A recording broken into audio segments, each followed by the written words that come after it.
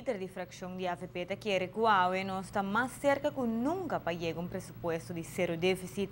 Essa é a condição necessária também para começar a reduzir a débito nacional. O pressuposto 2016 está no Parlamento e está preparando para outro semana trata lei importante aqui. No próximo dia, a Comissão Permanente do Parlamento para Assunto Financeiro, entre outros, do topa Ministro de Finanças. Pero o AUE parlamentário René Hardeta repassar a importância do quadro fiscal do pressuposto.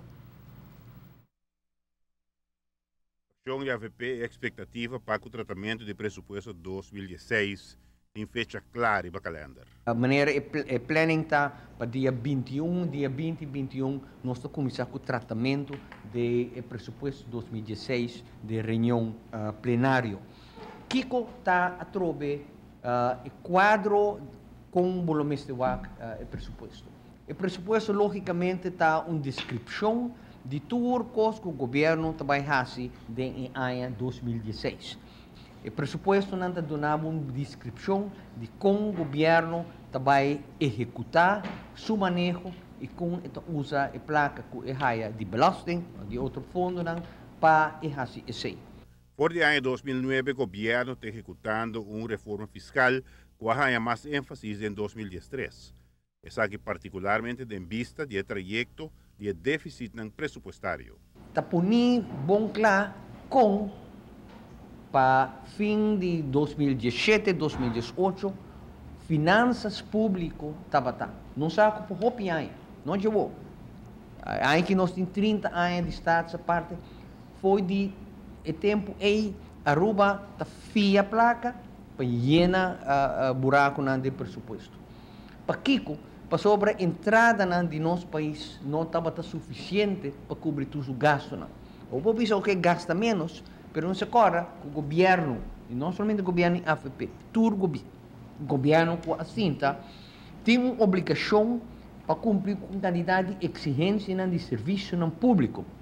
Membro do Estado sabe que o reto está hora aí para chegar num equilíbrio entre a obrigação do governo para o que é o serviço e de outra banda, sua entrada. O sistema de trabalho é a causa houve diferentes problemas. Não somente o assunto que deve a crescer, mas também ficar também continuamente o pressuposto nota de balança. E diz interesse que tem que pagar.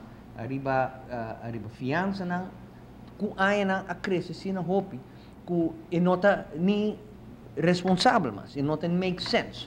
Para botar paga, se não opina interesse, então botar significa a placa. Receita papia de uma cinema balanced budget.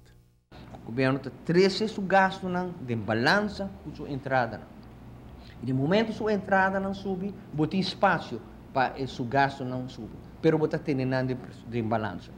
Hope governo apurva assim sei, te ainda nunca ela chega a sinaleu.